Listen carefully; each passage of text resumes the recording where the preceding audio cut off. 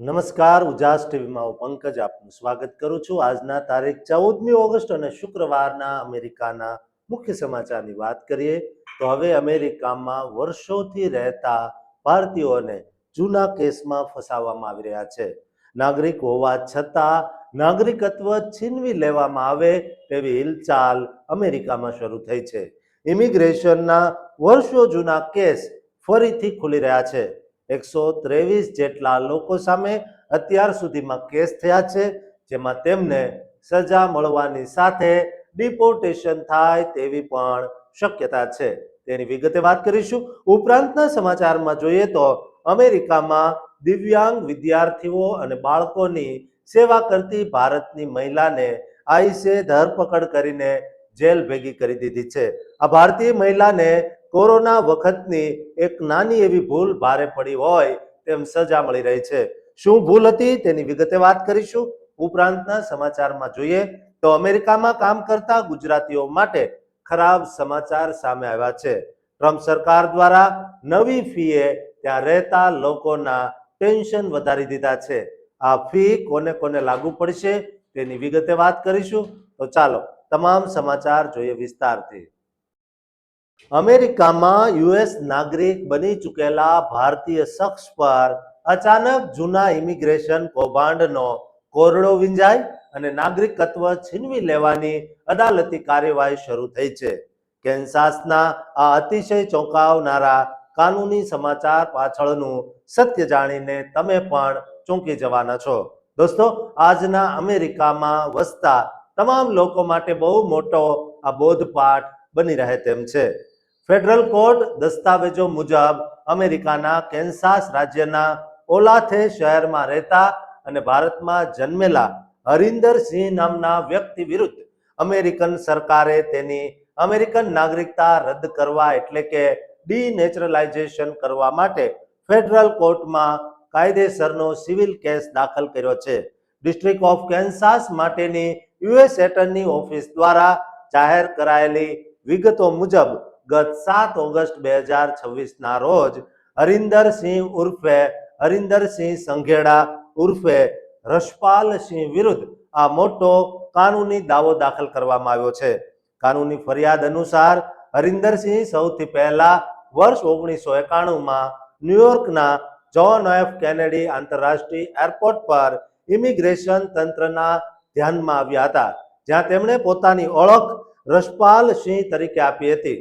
કાનૂની તપાસ બાદ ગત ઓગસ્ટ 1995માં એક ઇમિગ્રેશન જજ દ્વારા રશપાલ સિંહ સામે ડિપોર્ટેશન એટલે કે દેશ નિકાલનો કડક આદેશ જાહેર કરવામાં આવ્યો હતો અને બાદમાં બોર્ડ ઓફ ઇમિગ્રેશન અપીલ દ્વારા તે ચુકાદાને કાયદેસર રીતે બહાલ રાખવામાં આવ્યો હતો।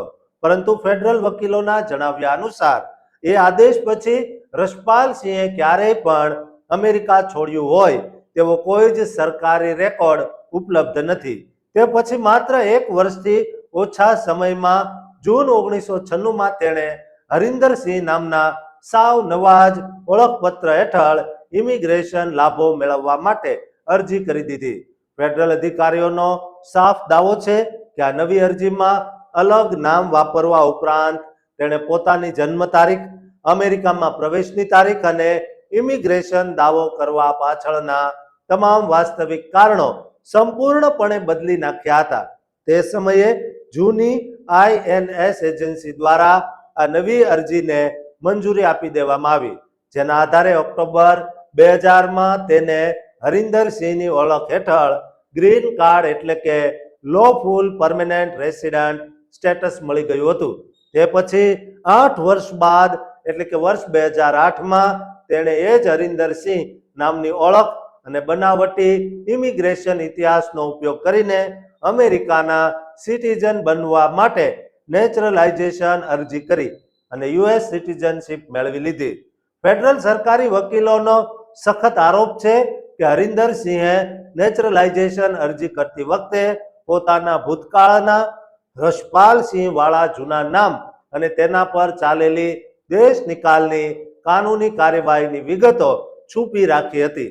હવે અમેરિકી સરકાર દ્વારા US district court for the district of Kansas પાસે માંગણી કરવામાં આવી છે કે હરિન્દર સિંહને આપેલો નાગરિકત્વનો આદેશ રદ બાતલ કરવામાં આવે અને તેનું સિટીઝનશીપ સર્ટિફિકેટ કેન્સલ કરાય.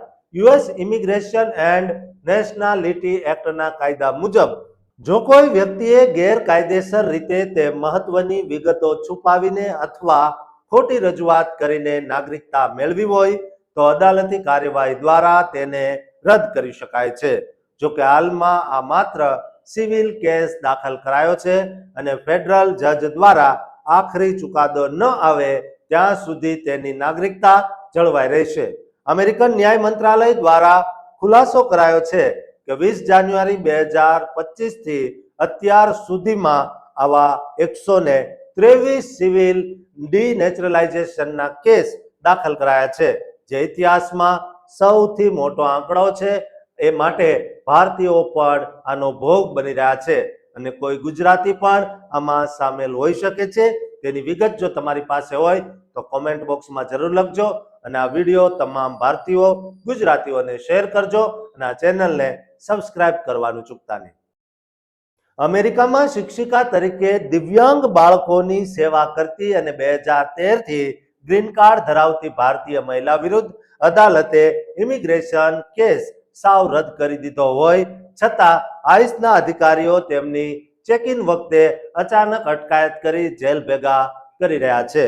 અમેરિકાના નોર્થ કેરોલિનામાંથી સામે આવેલા આ ચોંકાવનારા ઇમિગ્રેશન સમાચાર પાછળનું સત્ય જાણી તમારા પગ નીચેથી જમીન સરકી જશે.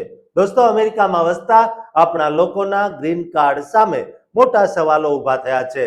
કાનૂની અદાલતી દસ્તાવેજો મુજબ અમેરિકાના નોર્થ કેરોલિના રાજ્યના વેક કાઉન્ટી અંદર આવેલા કેરી શહેરમાં રહેતા અને 2013 થી લોફુલ પરમેનન્ટ રેસિડન્ટ સ્ટેટસ ધરાવતા ભારતીય મૂળના શિક્ષિકા વેંકટા વસંત શેટ્ટી વિરુદ્ધ આઈસ એજન્સી દ્વારા ગત 11 ઓગસ્ટ 2026 ના રોજ અચાનક ચોંકાવનારી અટકાયત કાર્યવાહી હાથ ધરવામાં આવી.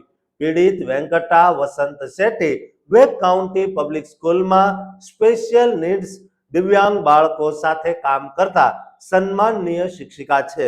વળી તેઓ અમેરિકામાં પોતાનું ઘર અને નાનો વ્યાપાર પણ ચલાવે છે તથા તેમના બાળકો અને પૌત્ર પૌત્રીઓ તમામ અમેરિકન નાગરિકો છે અને તેમનો ભૂતકાળમાં કોઈ જ ગુનાહિત કે ક્રિમિનલ રેકોર્ડ નથી. પરંતુ આ આખા કાનૂની વિવાદની શરૂઆત જુલાઈ 2022માં થઈ હતી, જ્યારે વેંકટા વસંત શેટ્ટી પોતાના બીમાર પિતાની સંભાળ લેવા ભારત આવ્યા.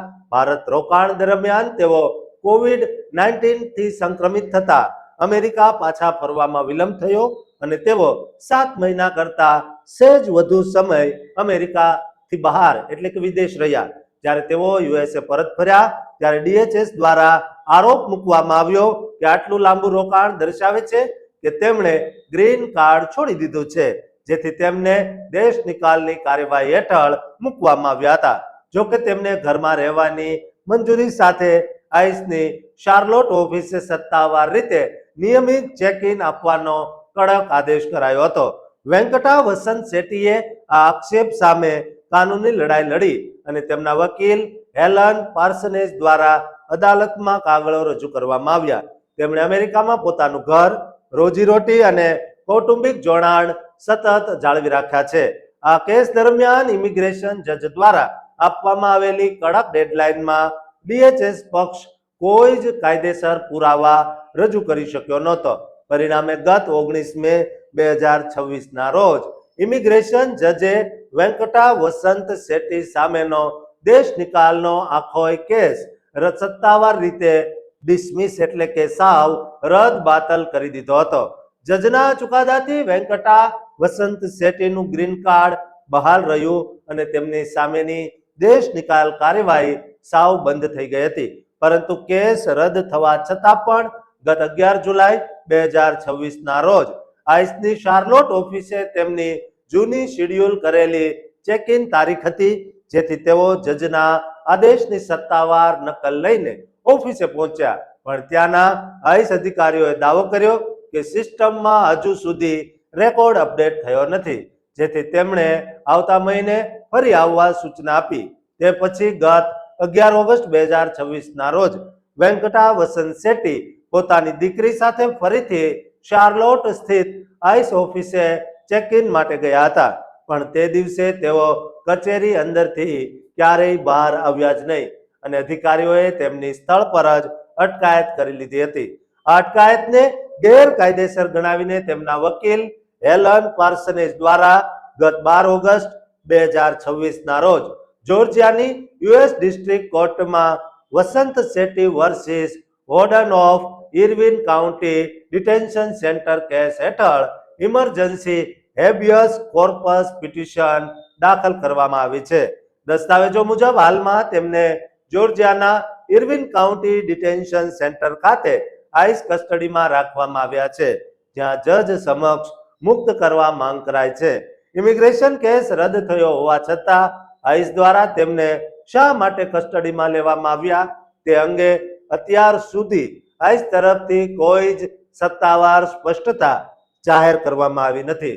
દોસ્તો, આ રીતે ભારતીયોને હેરાન કરવા શું યોગ્ય છે? તમારું શું માનવું તે કોમેન્ટ બોક્સમાં જરૂર લખજો. દોસ્તો, આ ચેનલ તમામ ગુજરાતી ભારતીયોને શેર કરજો અને આ ચેનલને સબસ્ક્રાઇબ કરવાનું પણ ચૂકતા નહીં. અમેરિકાની ધરતી પર પોતાની યોગ્યતાના જોરે H1B અને L1 વિઝા પર કામ કરતા આપણા હજારો ભારતીય અને ગુજરાતી પ્રોફેશનલ્સના ભવિષ્ય પર અચાનક વિદેશી એટલે કે અમેરિકન સરકાર $4,000 તોતિંગ ફીનો કોરડો વીંજવાની તૈયારી કરે કે જેનાથી કંપનીઓ વિઝા એક્સટેન્શન રિન્યુ કરાવવા સામે અચકાવા લાગે તેવી સ્થિતિ સર્જાય છે. અમેરિકાના ડિપાર્ટમેન્ટ ઓફ હોમલેન્ડ સિક્યુરિટી એટલે કે DHS અને CBP તંત્ર તરફથી સામે આવેલા આ અતિશય ચોંકાવનારા સમાચાર પાછળનું કડવું સત્ય જાણીને તમે પણ ચોંકી જશો. દોસ્તો, અમેરિકન સરકાર દ્વારા સર્વિસ ક્ષેત્રે કામ કરતા આપણા ગુજરાતીઓના ભવિષ્ય સામે બહુ મોટા આર્થિક સવાલો ઊભા થયા છે. અમેરિકન સરકાર દ્વારા 9/11 response and biometric entry exit fee એટલે કે $50 ફીનો કાયદાકીય વ્યાપ અચાનક બહુ મોટો કરી દેવામાં આવ્યો છે. આ ફી વસૂલવાનો મુખ્ય હેતુ બાયોમેટ્રિક એન્ટ્રી એક્ઝિટ સિસ્ટમને ફંડ પૂરું પાડવાનો છે. પરંતુ આ નીતિનો સૌથી મોટો ફેરફાર એ છે કે હવેથી આ મસ્ત મોટી ફી એ જ કંપની સાથે રહીને વિઝા લંબાવવાની એટલે કે same employer extension of stay અરજીઓ પર પણ લાગુ થશે. અગાઉ આ તોતિંગ ફી માત્ર નવી પ્રથમ વારની વિઝા અરજીઓ અને માલિક બદલવાની અરજીઓ પર જ લેવાતી હતી. નિયમ હેઠળ ફીની રકમમાં વધારો કરાયો નથી, પણ વ્યાપ વધતા હવે દરેક H1B વિઝા અરજી પર $4,000 અને L1 વિઝા અરજી પર $4500 તોતિંગ ફી ચૂકવવી પડશે. આ ફી સીધી કર્મચારીઓએ નહીં પણ કંપની માલિકોએ જ ભરવાની રહેશે. જ્યારે base filing fee, ACWIA fee અને અસાઇલમ પ્રોગ્રામ ફી અલગથી લાગુ રહેશે. આ ફી માત્ર 50-50 નિયમ પાળતી કવર્ડ એમ્પ્લોયર કંપનીઓ પર જ લાગુ થશે, જેની બે મુખ્ય શરતો છે.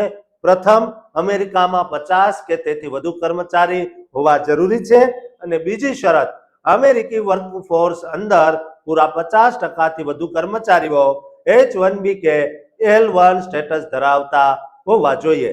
આ આખરી શરતના કારણે TCS, ઇન્ફોસિસ, વિપ્રો અને કોગ્નિઝન્ટ સહિતની ભારતીય આઈટી અને કન્સલ્ટિંગ કંપનીઓ પર સૌથી મોટો ફટકો પડશે. જ્યારે નાની કે 50% થી ઓછા વિઝા સ્ટાફ ધરાવતી કંપનીઓ મુક્ત રહેશે.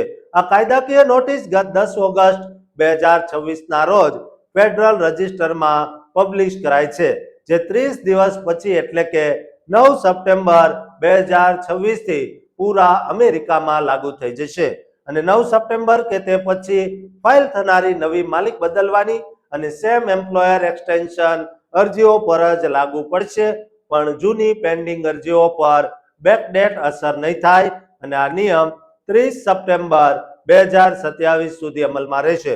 જો કોઈ એમેન્ડેડ પિટિશનમાં સ્ટેટસ લંબાવવાની માંગ ન હોય તો તે મુક્ત રહેશે.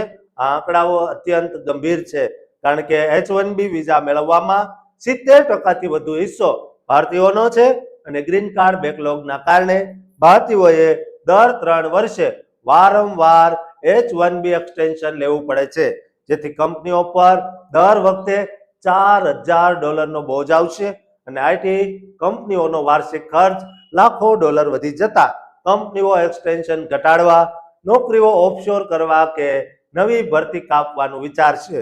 ગત 13 ઓગસ્ટ 2026ના રોજ મીડિયાએ આને અમેરિકાના ગુજરાતીઓ માટે ખરાબ સમાચાર તરીકે કવર કર્યા હતા, કારણ કે DHSના અંદાજ મુજબ આનાથી સરકારને વાર્ષિક $157.3 મિલિયન એટલે કે 2026માં $37.9 મિલિયન અને 2027માં $40 મિલિયન વધારાની આવક થશે.